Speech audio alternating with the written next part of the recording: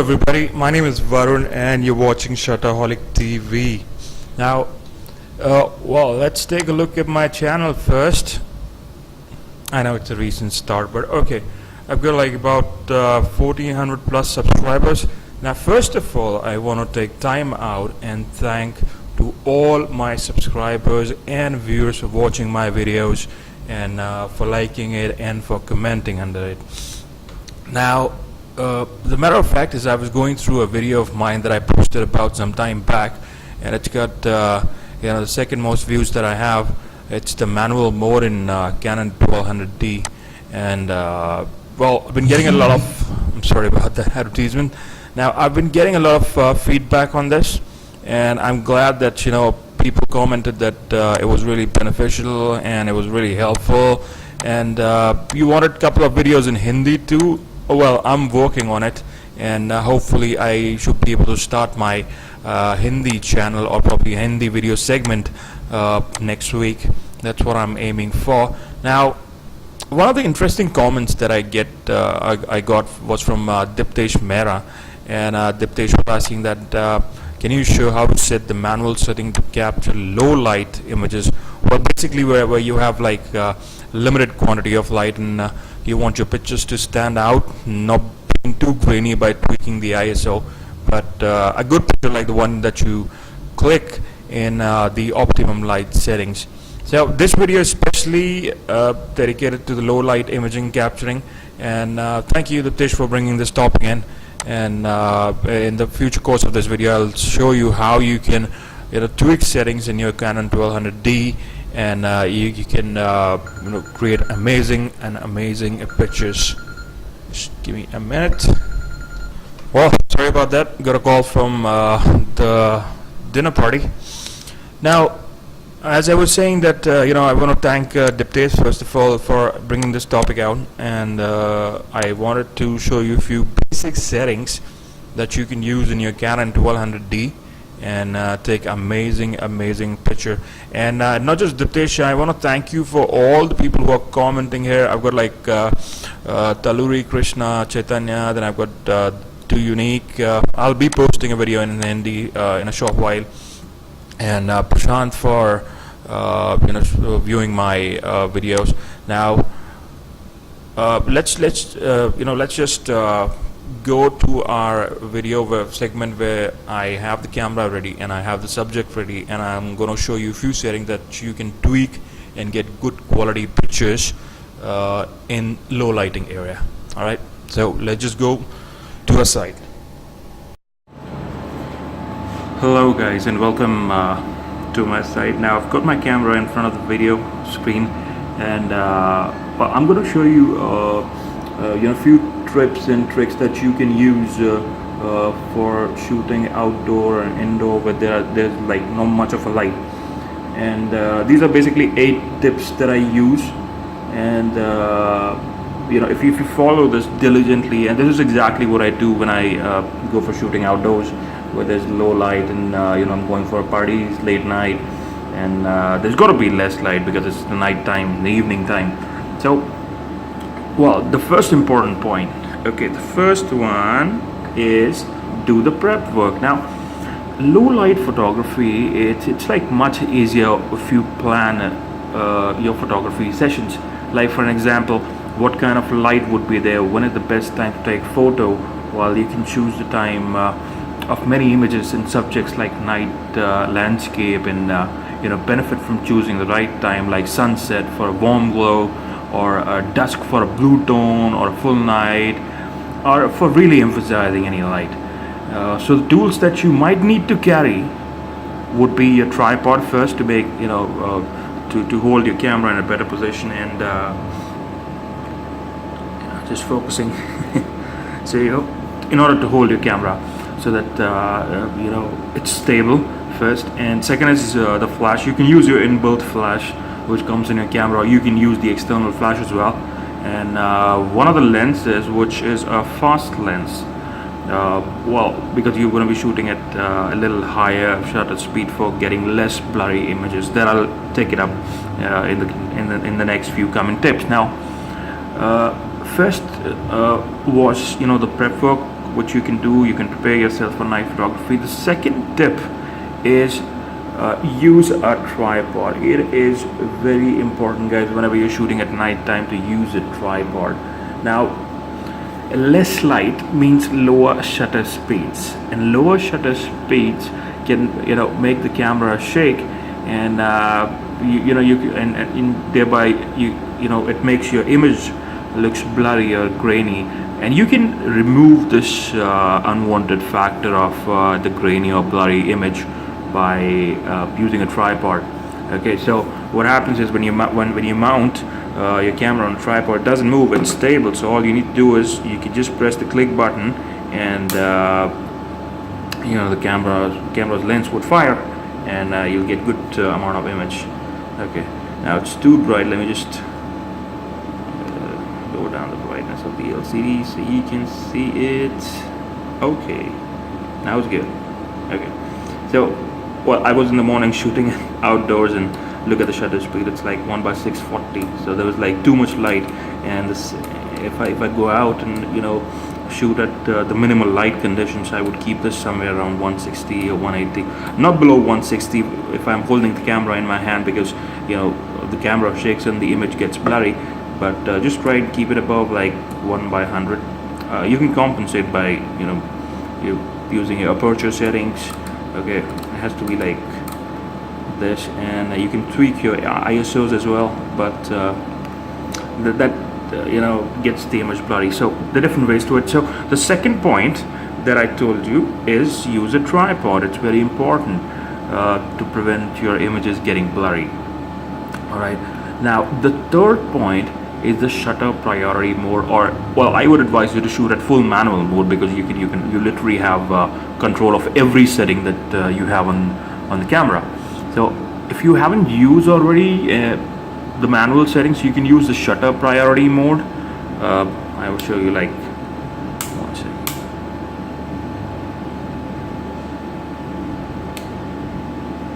This is the mode. The TV comes in the Canon 1200D. It's the shutter priority mode. It automatically chooses your aperture, your ISO settings. The only settings that you can tweak is your shutter speed. All right. So, but I haven't used shutter priority mode because I click in full manual mode, and that gives me a bigger range of controlling my setting. I can control my shutter speed, the aperture, and the ISO, and the amount of light condition I am. So it's daylight or shade or cloudy. So you can toggle, or you can set this to auto depending upon the image that you want to take. Okay, now this was the third thing that you have to do. Use the full manual mode or the shutter priority mode to get the desired result. All right, now the fourth tip is shooting in low light means choosing between the noise from a high ISO setting. So for example, this is auto. If I want to shoot the image, like, probably okay, let's take an example. I've already got the subject. I've got this little keychain and this amazing fruit. It's called lychee in front of us. So I'm gonna click the picture. Let's go onto the settings first. I'm gonna set it to 1/100, and my camera is quite stable because it's on the table, and I've got the aperture set at 4.5. That's the maximum that this 1855 lens offer. And shutter speed, I'm gonna set ISO, I'm gonna set 200. Now let's see what we get. So let's see, I've got the subject now. Hopefully you would be able to see it better. Okay, there's my lychee. Let's see, I'm gonna like zoom it, let it bring it into focus, and click. Now you've got the image. Okay, let's see what settings we used. We used 1/30. That's okay, that's the low shutter speed. Then aperture is okay, and ISO is, it's auto. So this image, I think it's on a high end of ISO. It can become blurry. Now let's do something. Let's put an ISO to, let's say, 400.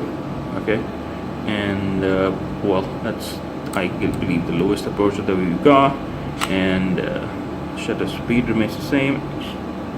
Now with this, okay.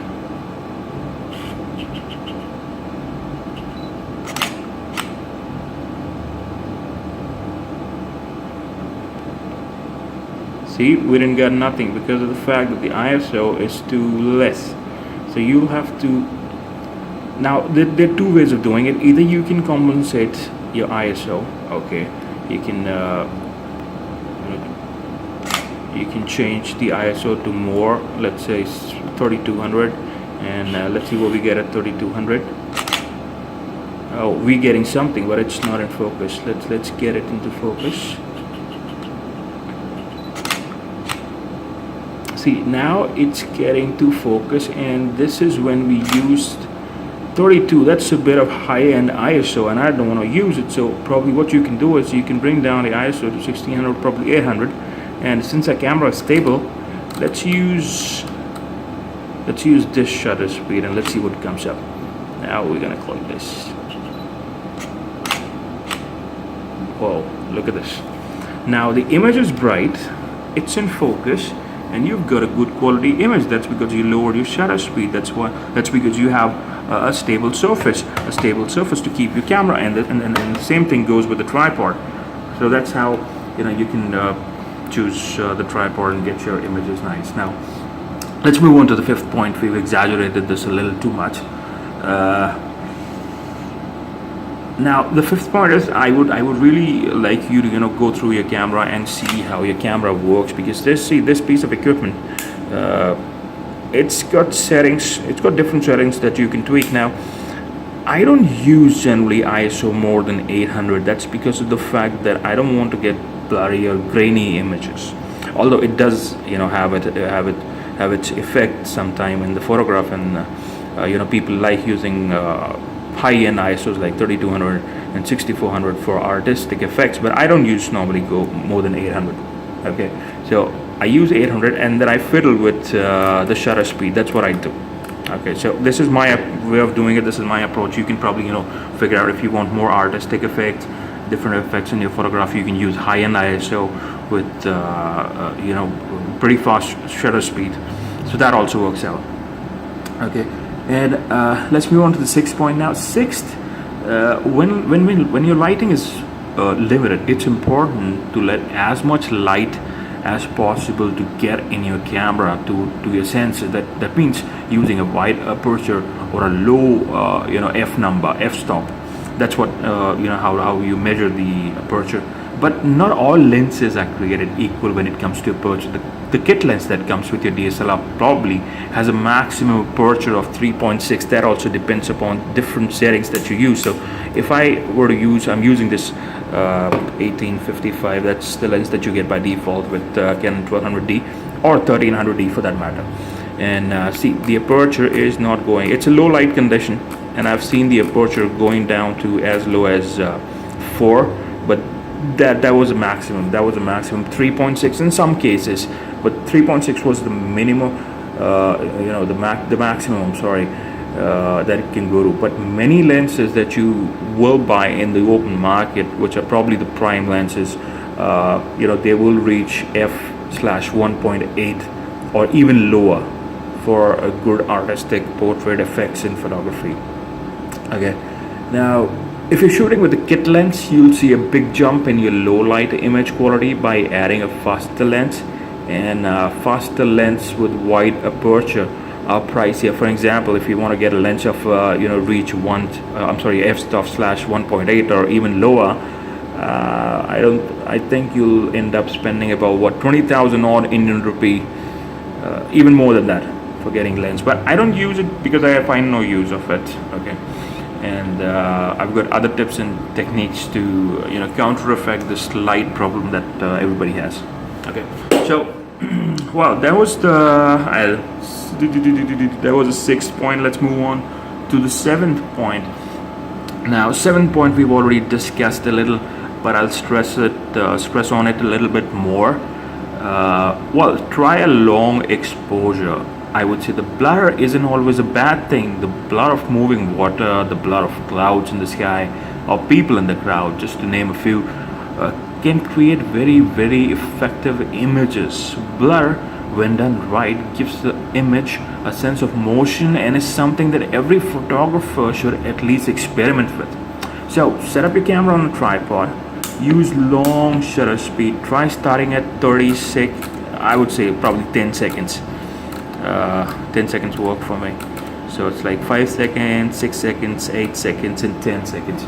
And well, in 1200D you can go down as low as 30 seconds.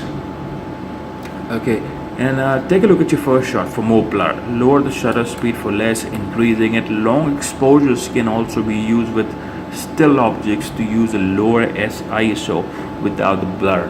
So for an example, if I want to, like, okay, let's do this experiment. I want to bring down ISO even more less. Let's say I bring it to 200. Okay, so I bring it to 200, and if I click the picture right now, let's see what we have.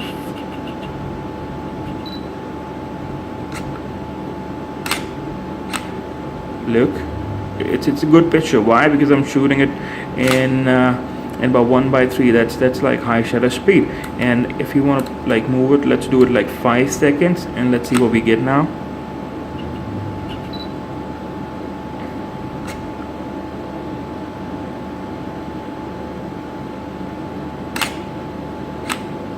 See, too much light. But in this way, your pictures aren't gonna get blurry, and that's how I like experimenting with the long exposure shots. Okay, now these were the 7 tips, and the final and the most important, which everybody fears, that if you've got a DSLR, there's no use of this little equipment, which is the flash. This is a myth, guys. If you've got DSLR and you can experiment with all this shutter speed, aperture, and ISO setting, doesn't really mean that it's not viable, it's not doable to use flash. Flash is good. Flash is good in the terms when most new photographers are afraid to use flash. After all, how many photos have you seen that has an obvious flash look to them? Flash can be a great tool, but you have to use it right. Start by learning how to adjust your flash with manual mode. Even if you just have a pop-up flash, you can turn or adjust this flash to half a power or 1/16 to eliminate that bright flash look. Okay, you can tweak. Let's see. The last image that we got was like too bright. Let's just come back. Let's tweak our settings. We're gonna be using flash this time, and let's get the aperture to f/16, and just it's a quicker shutter speed and low ISO. Let's see now what we get. Okay, 1 second. I'm gonna adjust the belt here. Okay, let's see. We're using flash this time. Voila! You've got an image which is looking nice now. This is what flash does. I mean, you're using low ISO, so your image would not be blurry. You're using the less f-stop, which is going to be creating that artistic image, effective image, and you're using low shutter speed as well. So everything is like compensated by using this little equipment called as flash. So this is important, guys. Do not think that this is not important. If Canon has given you something on the top, it is important. Okay, now, well, to sum up all, I would like to say the lower the light is, harder the shot is. But low light photography can produce great shots. Low light shots are full of emotions, and it's got a lot of artistic effects, and shooting the same scene at night will give very, very different results than photographing the same thing during the day, or shady, or a cloudy day. And mastering low light photography may be harder than tackling those well lit shots, but the results are worth the extra effort. If everybody can click a good picture with the DSLR in optimum lighting conditions, but this is something that you need to learn. And it's gonna take time, guys. Seriously, it's not gonna come in a day, or probably a couple of days or a week. It'll take you months to master this, because you'll be experimenting with a lot of different settings, a lot of different angles, and once you get it right, believe me, your pictures would be more than what those other people are clicking during the lighting conditions. Okay, so that was my tutorial for the low light imaging. I hope you guys like it. If you guys like it, please give a thumbs up on this image and share it with your friends and anybody who has a problem with the low lighting images.